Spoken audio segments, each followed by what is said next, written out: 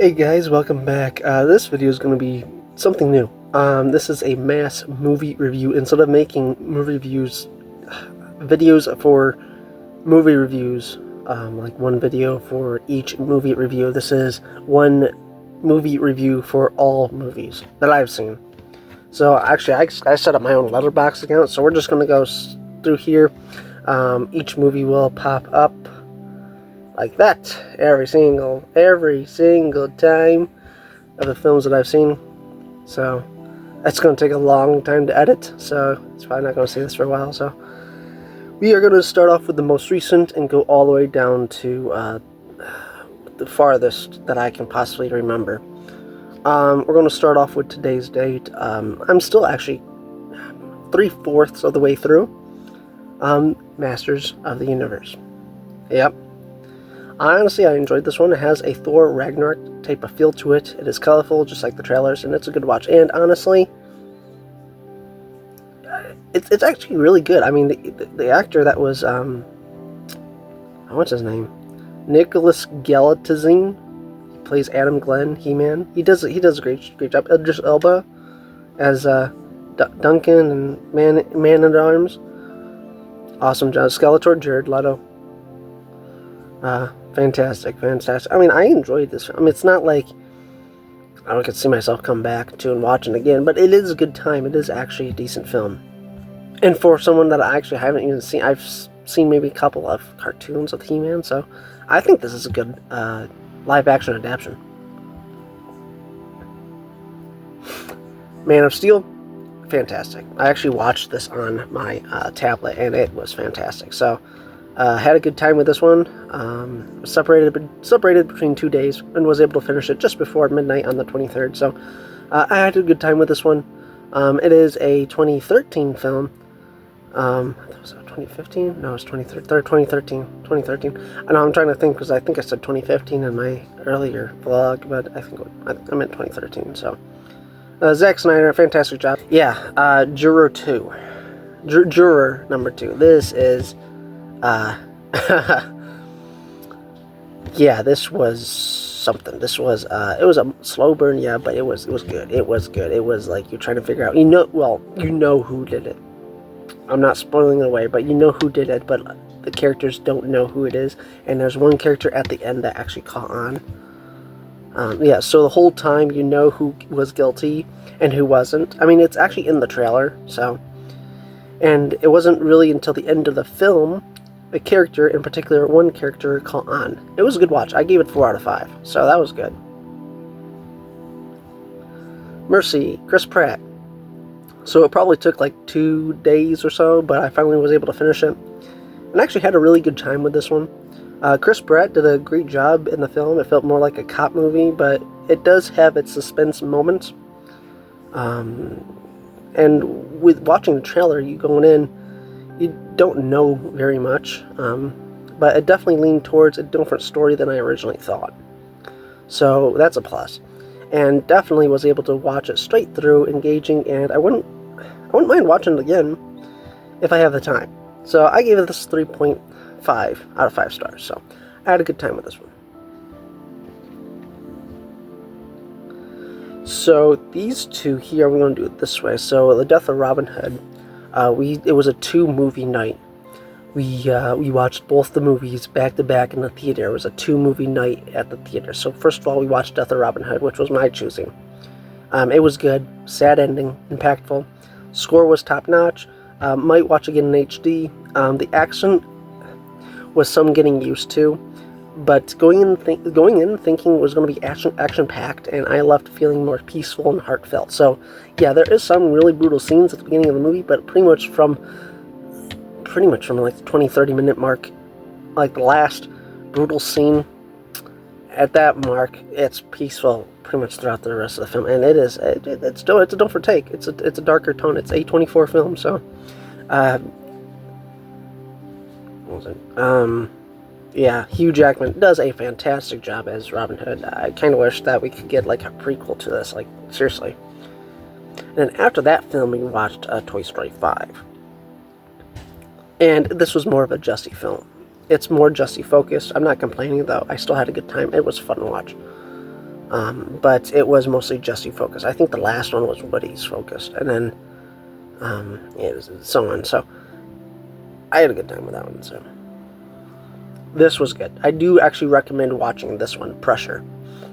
This one it's in the hours before D-Day, and one decision can change the world. And if you actually look at history, it is based on true events. They did change the date. I mean, so going in, knowing the trailer, I'm not really going to spoil stuff, but apparently there is a huge storm going to be happening on D-Day, and it is up to this one meteorologist to determine if they're all set to go in and invade Normandy on what was the date? So anyways, they actually had to change the date because there was a major storm, and actually in the event, I think they were planning to attack on the 5th. I don't know exactly what month.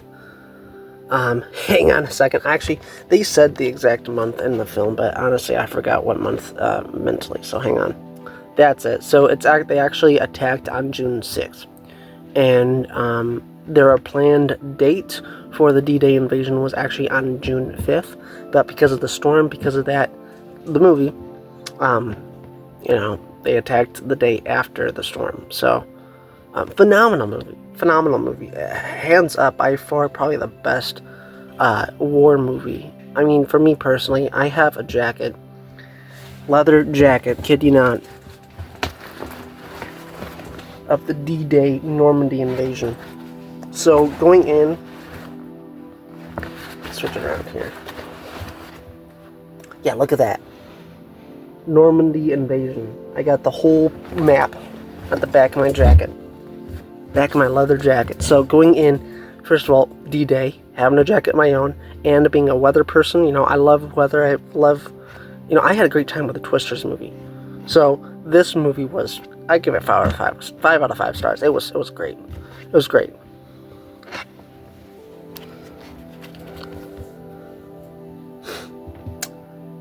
Yeah, you know what I'm talking about, The Flash, yeah. Second rewatch, I know, but I mostly rewatched it for the Ben Affleck scenes and the Supergirl scenes, so. This is by far, I think to this day, this is the most CGI ever used in a superhero movie, to this day. Not counting, He-Man, I guess it was quite a bit of CGI, but not as like this, and it actually also has the most unfinished CGI ever put into this movie too. So yes, the most CGI in a movie that I can think of, superhero movie, and it's also the most CGI that's unfinished in a movie. So it's a double win. Well, actually, I wouldn't consider it a win. Like a win, yeah, cool CGI, but it's not great CGI. Other than Batman scenes and Supergirl, I would have given it 1.5 out of 5, but because that day I was feeling generous, I gave it a solid 3. But it's not something I'd watch again, though. I'm not going to talk much about the Super Mario Galaxy movie. I actually had to rewatch the Mario movie first to get an understanding of the Galaxy movie, but they were both good films. I think I gave them both 4 out of 5 stars.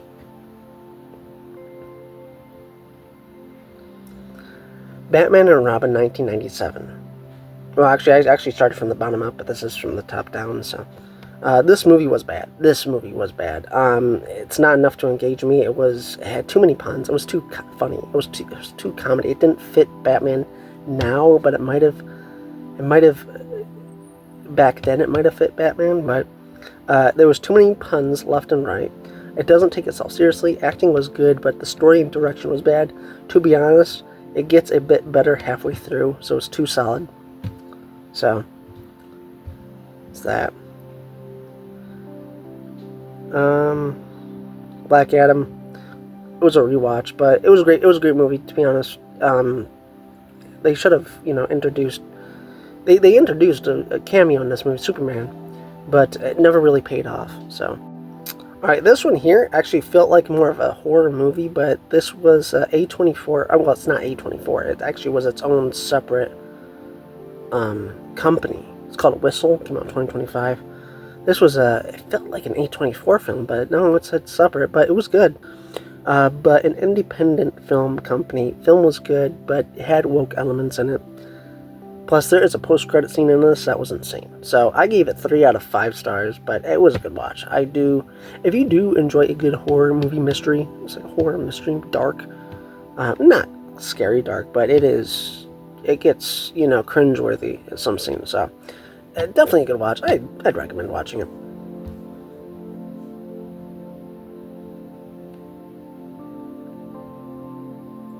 Edge of Sleep, it was a decent ride, 6 episodes, 22 minutes each. Overall, I had a good time. This was a lot better than Iron Lung. I'd actually would have taken this over Iron Lung. Markiplier actually did a really good job with this one, so.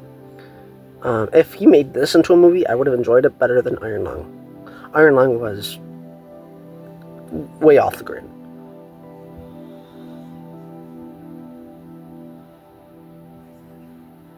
Batman Forever. This movie is comedy driven, to be honest. It doesn't fit well with the Batman feel, but it does fit well during its time. Plus Kiss by a Rose theme at the end of the credits, so that's a plus. I think that's where they got it for the Lego Batman game, so that was cool. Solid 3 out of 5, mostly because of the Kiss by the Rose at the end. That kind of saved it, but the rest of the film was eh.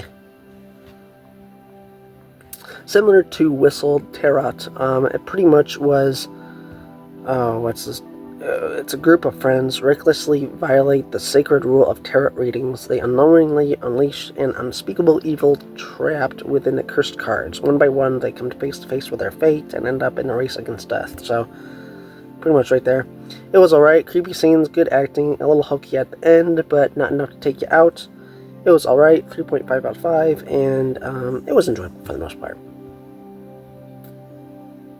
We have Batman Returns, which it took more time than I thought to finish. I had to break it down between 4 days.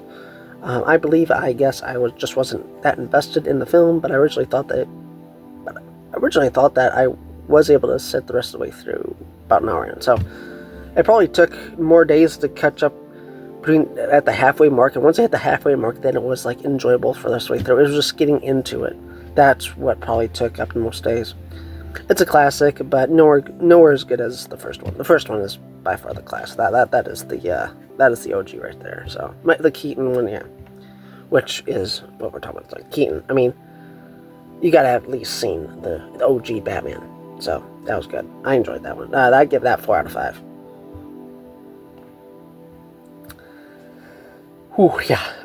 This takes it to a whole other level right here. The Lee Cronin The Mummy. Yeah, man, where do I even begin with that? That's insane. That was, I mean, it hands down by far the best horror movie to date. It's not horror enough that will creep you out, but there are scenes that will get you on the edge of your seat and maybe like, yeah. It was good. It was good. I actually would recommend watching that. I'm going to probably want to rewatch that again. It's not too bad, the story-wise. It's actually not too bad. It does get kind of the story of how it happened and what's happening. It's kind of but it's good. I had a great time. Disturbing, creepy, but not nightmare-worthy. It's a good watch, and I gave it I give it a 4.5 out of 5 stars. So anything that I give, 3.5 and above is actually worth watching. So. The Dark Knight Rises. So the whole Dark Knight trilogy, that is the OG best trilogy to date. I mean, other than counting Star Wars, Indiana Jones, but the Christopher Nolan trilogy, that is the best right there. So, Dark Knight, I'm covering for all of them. Batman Begins, The Dark Knight, and The Dark Knight Rises. By far the best trilogy, must watch. If you are a Batman fan and just much watch in general, it's just by far visually stunning. It's more of not so much of a sit down and watch. It's more of a sit down and experience. It's more of an experience. You don't watch it, experience it. Alright, so the Backrooms movie, the new one that came out, King Parsons. This was, I think I gave it 3.5. I guess I wasn't into the lore much, but I don't mind watching the second part when it comes out. And I did see some of, I've come across some of his YouTube videos in the past, so I understand what he was trying to get at. It's not bad. It's A24. It definitely knows how to creep you out, especially at the last half hour. I'll watch it again, and I'll watch a breakdown when I have a chance. Might have missed a few things, so. And then, of course, the found footage as well, which, it's alright. It's alright. It's alright. So, this one here was a bit stubborn, Exit 8. This was good, though. It was based off a Japanese game, but I gotta say that there is no version of English dubbed. I had to watch it in Japanese. Well, I had to watch it in Japanese with English subtitles, which is okay, but there's not a lot of talking in it. But I gotta say that there is a version, it feels like a version of a Backrooms film. The only way to watch it is with subtitles. There's no version with it dubbed. Great rewatch, disturbing, and mind-boggling. 3.5 cause subtitles, but surprisingly not bad. A lot of talk, not a lot of talking overall. So it was good. Mind-boggling near the probably about half to 3/4 of the way to the end, but it was good. I enjoyed it. It really doesn't take long at all for that film to start. It literally, like, he gets off the subway station and it just starts. It's like Backrooms. That's like he got blipped, you know. Ghost in the Shell. The main reason I watched this was because of what's her? Why can't I think of her name? Scarlett Johansson. Yeah, that's the main reason why I watched it. Took some getting used to. It's based off of the anime show film. Had a Blade Runner feel to it. It was a good watch. I give it 4 out of 5 stars. It was good, actually. Surprisingly good time. That's impressive. The Lego Batman movie was alright. It was a good rewatch. I had a good time. So give it a 4 out of 5. It's a classic Lego Batman movie. The same people buy Lego movies, so it was a good film for that one. I already did the Mando and Grogu, so skip that. We can do the Punisher One Last Kill short special. This one here was good, but I did have a question, like, is Marvel back? Guess we'll just have to wait to find out, because we don't know much. But there is a definitely noticeable CGI scene, one in particular. You'll definitely see it when it happens if you watch it. Definitely very noticeable. It's like, really, they could have done a little better on that, but I guess that's what the controversy is about, was with that scene. But I guess it's whatever, really. It's out now. I'm going to put all these 3 together. Star Trek Into Darkness, so Star Trek Beyond. It is a J.J. Abrams trilogy. So, what more can you say other than it's Star Trek, and it's alright. I mean, the CGI was good. The CGI was actually well finished. It was finished in this, and the story actually was good. I kind of felt for Spock, felt for Kirk, you know, and after watching, you know, still currently watching the OG Star Trek series, it's like, oh, that's cool. So, but it's okay. It's okay. The Lost Bus, that was good. That was good. I actually had a really good time with this one. It's what's sad about this is that I actually heard about this town back in 2019, 2020 when the fires hit in California. I've actually heard about that. It was popped up on the news 2019, 2020 about the fires. But it had me hooked all the way through. It's like finding out actually like what happened, how it happened, and the race against time, the race against the fires, and how the fires started to begin with. It doesn't take long at all for the movie to start with the fire, and it just escalates from there. It was a good watch. Gave that a 4 out of 5. Life of Chuck. That was a beautiful watch. It was actually kind of interesting. It's divided into 3 chapters, but it goes backwards. So, what I should have wished is chapter 3 would have been chapter 1, and chapter 1, you know, switched it, but it's whatever. It hit where it hurt. It was a great watch. I would definitely recommend it again.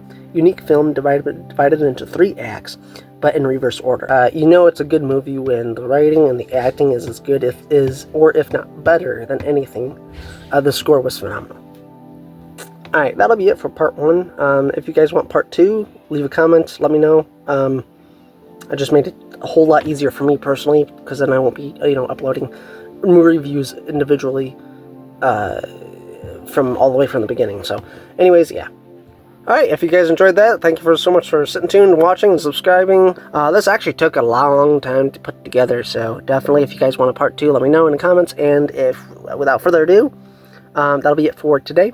And again, let me know if you guys want more of this type of review style. I'm just trying to catch up with what I've missed with the movies that I've seen. And so many individual movie reviews is going to be a pain, so I'll just upload it as a bulk of a non-spoiler and my honest thoughts and my reviews. So anyways, let me know what you think, subscribe, and stay tuned for part 2 if you guys want it. If not, just let me know to stop and I'll stop. Easy enough. See you guys later.